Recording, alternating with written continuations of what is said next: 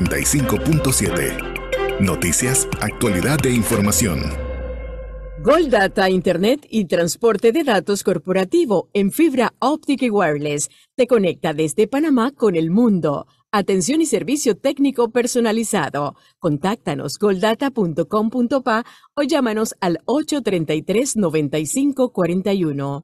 Porque tu piel lo merece, Farmacias Arrocha tiene algo para ti. Aprovecha cada viernes y descubre las mejores marcas recomendadas por dermatólogos con un increíble 25% de descuento. Luce una piel saludable y no te pierdas los viernes de dermocosmética con el 25% de descuento. Solo en Arrocha. Algo nuevo para ti siempre. Ver términos y condiciones en arrocha.com.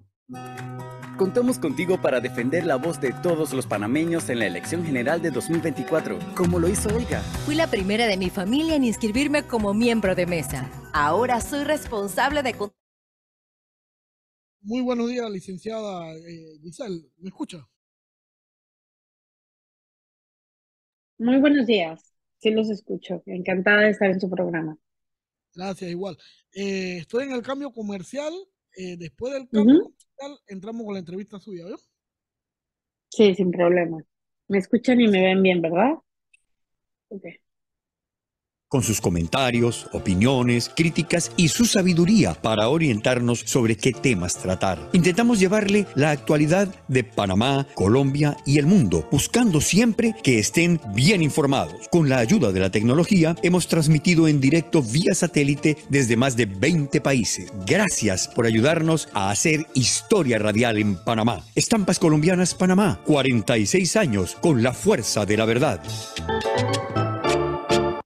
Farmacias Arrocha cuida tu salud siempre. Por eso, tiene un 25% de descuento en medicamentos todos los jueves y domingos del mes. Para términos y condiciones, visita arrocha.com. Con datos, se acaba el relato. Dato. El agua que utiliza Minera Panamá en sus procesos es 99% de lluvia. Es un mito que la empresa utiliza agua del Canal de Panamá. Informa la propia autoridad del canal y diversos medios de comunicación que el agua utilizada por Minera Panamá no interactúa ni entra en contacto con el canal. Además, por la distancia, es imposible. Relato. Minera Panamá acumula el agua de lluvia en grandes estanques y con el nuevo contrato pagará millones por ella.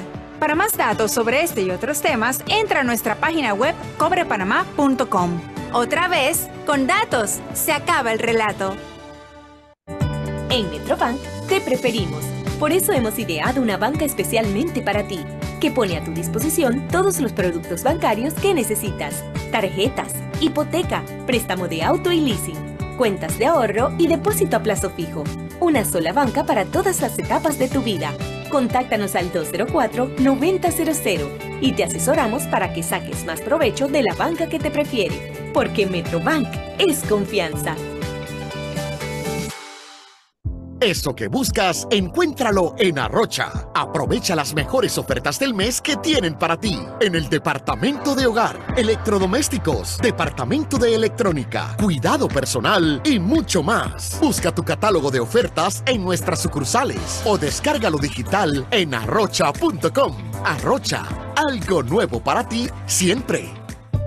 Cada 60 minutos, el reloj de Radio Panamá te presenta el Minuto 60. Bienvenidos al Minuto 60. Soy Judith Peña. En el distrito de Penonomé se lleva a cabo el proyecto internacional y también los sectores marítimos. Además, también emitió un aviso de vigilancia por el incremento de oleaje sobre el Caribe. Minuto 60. En la provincia de Panamá Oeste, en Arraiján, la ULAPS de Vista Alegre estará cerrada. Indica el comunicado emitido por la Caja de Seguro Social. El Minuto 60. En esa misma línea de información, las autoridades del Ministerio de Seguridad informaron que este viernes deportaron a 7 colombianos a su país de origen. El ejército desplegó tropas en el lugar del ataque y bloqueó el acceso al mismo poco después del incidente. Para escuchar los hechos noticiosos de Panamá y el mundo.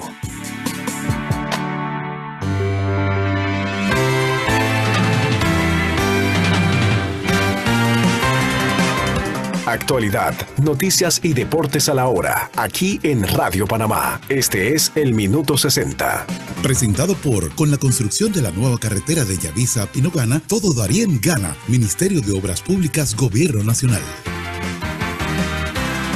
Bien, son las 7 de la mañana y hasta ahora en el minuto 60 tenemos que el Gobierno Nacional y la Junta de Control de Juegos del Ministerio de Economía y Finanzas hicieron un esfuerzo en conjunto para crear o firmar un convenio de colaboración. El acuerdo establece que los centros de prevención y atención al juego patológico se atiendan a través de las profesionales idóneos con la finalidad de que usuarios referidos por la sección de juego responsable de la JCJ gocen de una atención personalizada, permitiéndoles el acceso al tratamiento clínico y psicológico. El viceministro de Finanzas, José Luis Almengor, garantizó el compromiso que tiene el gobierno con la creación y el desarrollo de políticas y programas dirigidos a educar y hacer docencia sobre el juego responsable. Aseguró que la industria del juego en Panamá se traduce en la generación de aproximadamente 12,000 plazas de empleos directos y aporta no menos de $90 millones al Tesoro Nacional.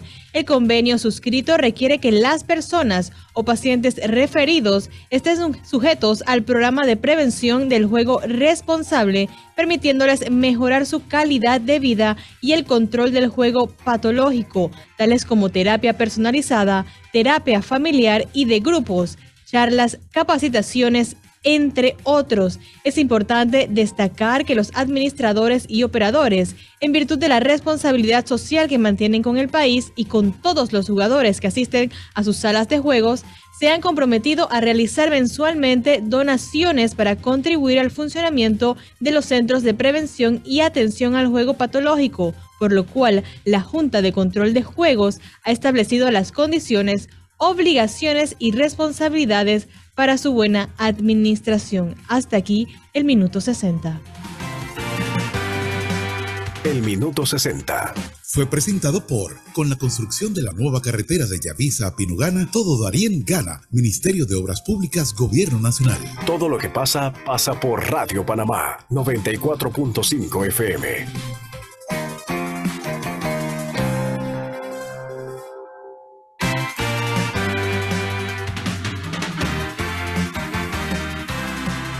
Más noticias, más opiniones. Tú escuchas Panamá Hoy.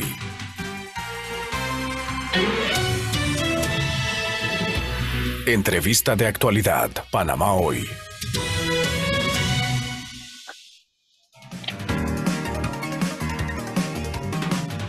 Bien, son las 7:03 de la mañana, 7:03 de la mañana, y vamos con nuestra primera entrevista. Nos acompaña en esta oportunidad Giselle Pérez Blas. Ella es estratega especializada en comunicación políticas, medios y manejos de crisis, y está en nuestro país para brindar un seminario y compartir con nosotros los panameños la realidad política, sobre todo en Latinoamérica. Bienvenida, Giselle. Muchas gracias por la invitación y buenos días a tu audiencia. Entiendo que vas a estar participando aquí en nuestro país y dictando un seminario, sobre todo presentando este proyecto, una consultoría de lo que está ocurriendo en Latinoamérica, sobre todo la crisis y la ruptura de paradigmas, además explicándonos un poco las nuevas narrativas. ¿En qué consistirá esta conferencia, Giselle? Bueno, es parte de un proceso que iniciamos el año pasado con el Tribunal Electoral. El año pasado dimos una conferencia de empoderamiento o la construcción del poder femenino político, con esta perspectiva de género, lo que estaba pasando en Latinoamérica y en el mundo. Y entonces surgió la inquietud de traer, digamos, una visión más que de consultoría, de estrategia comunicacional y electoral, de cómo se han ido rompiendo todos los procesos o los paradigmas con los que nos regíamos, al menos en la comunicación política y social. Esto tiene que ver con una nueva era digital, con una hiperconectividad pospandémica, tiene que ver con esta debilitación y una debilidad intrínseca por desgaste de las marcas políticas. Te estoy hablando de prácticamente todos los partidos alrededor del mundo, y sobre todo del contraste que está haciendo el votante entre lo que pasa en mi país con lo que pasa en el mundo. O sea, el tipo de liderazgos que encontramos, a ustedes los medios obviamente también tienen una ruptura importante, porque de pronto todos tus consumidores, que eran audiencias, se vuelven también productores de comunicación, ¿no? La ruptura de paradigmas, por ejemplo, para aquellos que nos formamos en medios, cómo los ciclos noticiosos se acortan, la cantidad de producción se acorta, tenemos atención, de acuerdo con Google, de 8 segundos antes de decidir, por parte de la audiencia, antes de decidir si funcionamos o no funcionamos como producto. 8 segundos no es nada. Entonces, tenemos un juego muy interesante, un juego social, político, electoral, que está determinando la dinámica de los candidatos y de las campañas, y que al final determinan lo que va a ser el futuro de nuestras democracias, pero con reglas nuevas y con sistemas políticos que parecen no entender las reglas nuevas, ¿no? Ahora, me llamaba mucho la atención lo que explicaba de los medios, y es verdad, al final, cómo el, el público ha pasado de ser un mero espectador a también compartir en redes sociales sus análisis, sus puntos de vista, y a tener cierto impacto también en la opinión pública, ¿no? Claro, pero no solo eso, sino a deconstruir la opinión experta. O sea, resulta que tienes una opinión experta producto de una serie de vivencias, digamos, de lo que nos dedicamos a hacer, y de pronto la audiencia con una opinión profundamente cooptada por las cámaras de eco, no quiere decir que sean ignorantes, no quiere decir que no tengan la posibilidad de opinar. Opinan a partir de su vivencia diaria. Y eso, en sus propias cámaras de eco, se vuelve un peso enorme y se vuelven virales. Tienes mucho más peso moral sobre la comunicación que está generando espontáneamente la gente, el votante, digamos, las audiencias, que prácticamente, digamos, los medios oficiales. Y lo puedes ver en las vocerías de campaña. No hay discurso más costoso que aquel que es deconstruido desde la realidad. Entonces yo te digo que vamos muy bien y la gente te contesta, pero además en escenarios públicos. Te contesta en lo que era Twitter, te contesta en TikTok, te demuestra que físicamente no están ahí las obras. O sea, la deconstrucción del discurso oficial político está viniendo de sus propias audiencias. Y los medios, bueno, ahorita tienen competencia. Cualquiera con un celular se vuelve reportero. Sí. En ese mundo de transformación y de ruptura de paradigmas, ¿cómo ha cambiado, cómo ha evolucionado la futura política en América Latina? El escenario de derecha, de izquierda, se hablan de algunos dirigentes que son autócratas, el tema de la izquierda tomándose algunos países.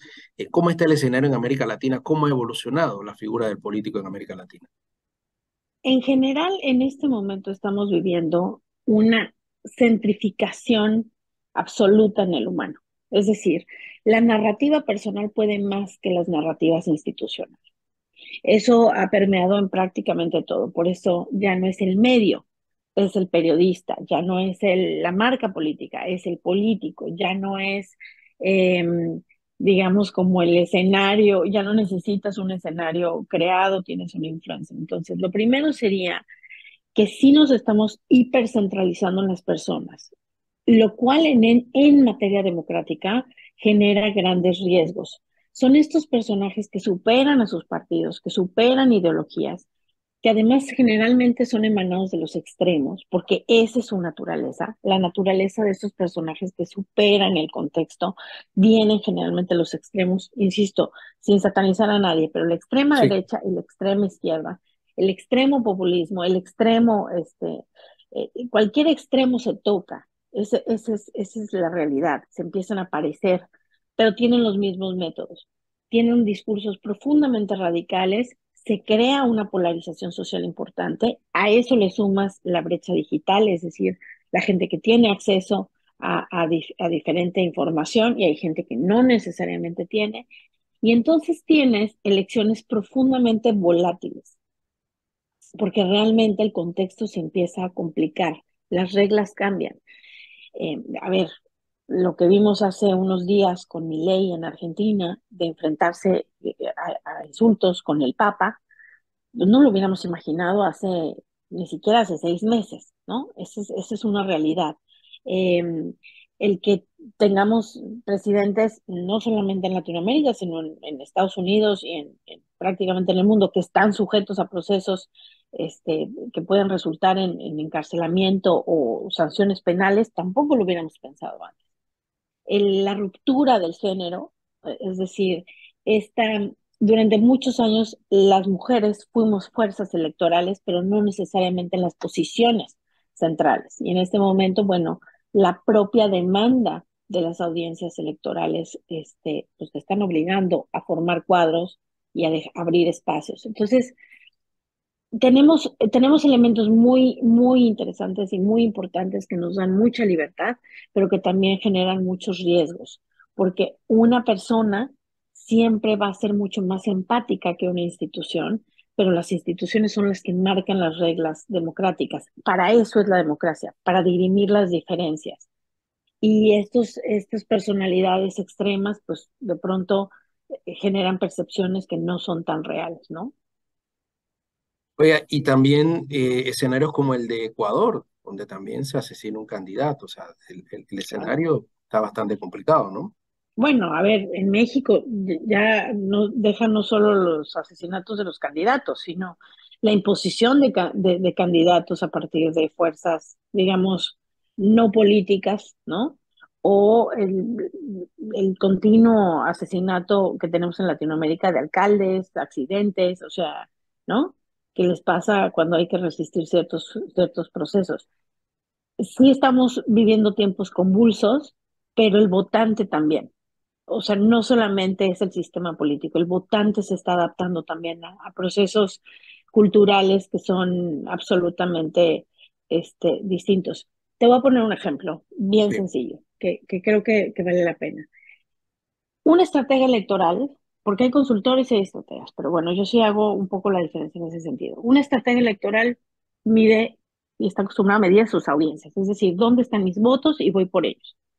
¿Qué pasa cuando no contemplamos a las audiencias que no son medidas, pero que están siendo parte del proceso, ¿no? Nosotros le llamamos segmentos invisibles. Los niños, por ejemplo, que son los que están más conectados y que además tienen injerencia sobre sus familias, ¿no? Las marcas han detectado eso, las marcas sobre todo de bancos, las marcas sobre todo de automóviles, y enfocan sus estímulos comunicacionales a esas audiencias. Oye, claro, el niño no te va a comprar un coche, pero sí va a presionar al papá por una selección. Las audiencias que generalmente los adultos mayores no contemplamos porque no tienen la misma movilidad que nuestras audiencias target, pero que tienen peso moral y que conocieron otras administraciones y pueden hacer el contraste. En el momento en que no contemplamos ni siquiera la antropología generacional, ya estamos fallando, porque en este momento la esperanza de vida ha aumentado considerablemente y la hiperconectividad de los jóvenes que aún no votan legalmente, pero que tienen injerencia en sus familias, también se tienen que tomar en cuenta. Entonces, todos esos elementos son los que han cambiado y a veces la consultoría política tiende a obviarlos. Conseguir una cuenta no necesariamente implica ser real con lo que tienes, con el impacto que puede tener la comunicación en un proceso electoral o comunicacional o político en un país, ¿no? Eso es importante. Por eso está este tipo de conferencias. Y uno, siempre hablamos de Panamá. A ver, siempre los panameños, nosotros hablamos que geográficamente pertenecemos a Centroamérica y siempre cuando se habla, siempre se dice Centroamérica y Panamá, pero históricamente estamos vinculados a Sudamérica porque en su momento pertenecimos a la Gran Colombia y nosotros nos excluimos de lo que ocurre realmente en ambos países y nos hacemos ver como medio neutral de todo lo que ocurre en el resto de América Latina, pero podrían estos escenarios que se dan en cuanto al tema de la izquierda, en cuanto a la inseguridad, estas modificaciones políticas que se han dado en América Latina, alcanzar en este periodo a Panamá o a futuro? Yo creo que sí, estamos completamente conectados, queramos o no, porque ya vamos mucho más allá de las fronteras. Es un tema, se vuelve casi un tema individual. Es decir, lo que a ti, tus filias y tus fobias, además alimentadas por el acceso a, digamos, a materiales comunicacionales de todo el mundo, hace que empieces a polarizar y que además empieces digamos, a hacer un tránsito sociológico, casi, es un poco como electología. Y véanlo, por ejemplo, en Latinoamérica, toda Latinoamérica, incluida Panamá. incluido la parte de Norteamérica, que este péndulo de ir de un proceso electoral que te da mucha esperanza a una decepción colectiva, luego un hartazgo, luego al voto extremo por el otro lado, el abstencionismo. O sea, son fenómenos que van sucediéndose uno a otro porque es naturaleza humana. Lo que estamos hablando no tiene que ver con fronteras, tiene que ver con naturaleza humana. Estamos en una era narrativa, por ejemplo. En este momento cuentan más las historias que los hechos, ¿no? En este momento hay muchos elementos donde la gente espera, porque ya no tiene una fidelidad de partido o no tiene una fidelidad de ideología, y espera ver la campaña para decidir si el candidato lo convence o no. Y la otra es la contaminación que estamos teniendo. Mira, sobre todo en los procesos pandémicos, y tú recordarás, de pronto había liderazgos internacionales que marcaban la pauta de contraste con lo que estaba sucediendo en tu país, ¿no? O sea, nadie sabía dónde estaba New Zealand, pero de pronto su presidenta parecía como el ideal para todos, ¿no? Había logrado controlar la pandemia, tenía un liderazgo sumamente humano, sin perder, digamos, la fuerza que tenía en Europa. Contrastaba lo que estaba haciendo Merkel en Alemania con lo que estaba diciendo Bolsonaro o el propio Lysol de Trump, ¿no? Y de pronto el mundo se te abre y empiezas a analizar tu contexto con un parámetro completamente distinto, ¿no? Eso está sucediendo. Está creando votantes mucho más eh, saturados de información, no necesariamente informados, sobre todo con la saturación de contenidos. No necesariamente el que ahora pasemos tanto tiempo y tengamos acceso a tanta información quiere decir que sea buena calidad de información, pero eso te transforma y te transforma tus procesos, tus filias, tus fobias, tus miedos, tus aspiraciones, ¿no? Digo, para un ejemplo, Bukele, Sí. ¿no? Y del escenario político en Panamá, ¿qué ha podido ver? Porque se hablan, bueno, hay quienes hablan de que hay un claro vencedor. Es muy temprano para hablar de quién podría ser el próximo presidente, falta mucho. A ver, sin profundizar mucho en el tema, porque digo, para no polemizar digamos, el proceso individualizándolo, creo que los mejores publicistas del claro vencedor han sido su propia oposición. O sea, yo les mandaría un arreglo de flores por parte del candidato, este, porque realmente ahí lo que ha sucedido es que se creó la visión de alguien a quien excluyeron del sistema. Y es un sistema en el que la gente está molesta, o sea, con el sistema en general, ni siquiera hay que personalizar. Entonces, en la medida que absolutamente toda la oposición concentra su atención en un candidato, básicamente al victimizarlo lo creas, ¿no? Entonces le han dado una gran ayuda. Segundo, Panamá no tiene, igual que el resto del mundo, digamos, como el futuro ya grabado en piedra. No creo que haya candidatos ni ventajas que no sean reversibles, siempre y cuando la estrategia contemple la posibilidad. Para eso es la estrategia. Las encuestas solo son fotografías del momento. La estrategia está hecha para transformarlas. Y las diferencias, además numéricas, digo, en un país como México, por ejemplo, 33 puntos porcentuales es una ventaja que todo el mundo consideraría inalcanzable. Y sin embargo ha sucedido. Ha sucedido que de pronto un candidato repunte. Lo hemos visto en toda Latinoamérica, 5, 10, 15 puntos porcentuales con una muy buena campaña, con un cambio de estrategia, se pueden remontar. Lo que no se puede remontar es lo que no se cambia. Es decir, si insisten cada quien en tener, digamos, en quedarse con sus números. Hay un 30%, según el promedio de las encuestas, que está esperando la campaña antes de tomar una decisión y 30% en una votación, en un mundo, digamos, en un espectro electoral como el que tiene Panamá, pues realmente te da que pensar porque son 30 puntos que puede ganarse cualquiera de los candidatos en estos procesos, ¿no? O perderlos. O sea, también ser el puntero implica que tienes errores que serían muy costosos de cometer, ¿no? Oye, muchas gracias a Giselle Pérez Blas, con quien, bueno, es estratega especializada en comunicación política de medios y manejo de crisis. Gracias por compartir con nosotros este análisis importante de América Latina. Y bueno, oiga, la invitación, ¿cuándo es la actividad y para que extienda la invitación a los oyentes de Radio Panamá? La conferencia es el día de mañana, empieza a las 9 de la mañana, también se va a presentar un estudio electoral importante, y bueno, esperemos que funcione, de verdad que les abra un poco el panorama, porque además son experiencias internacionales. Yo soy miembro de la IAPC, es decir, de la Asociación Internacional de Consultores Políticos, entonces hay experiencias de todo el mundo, de lo que hemos visto, de patrones de conducta y sobre todo para que el votante al final entre con conocimiento de cómo diferenciar una promesa de campaña de una propuesta de gobierno. Eso es importante, porque ahí está el futuro de nuestra gente, ¿no? En toda Latinoamérica. Cómo no. Muchas gracias, Giselle. Encantada. Y gracias por la invitación y gracias a tu audiencia por la atención. Ok.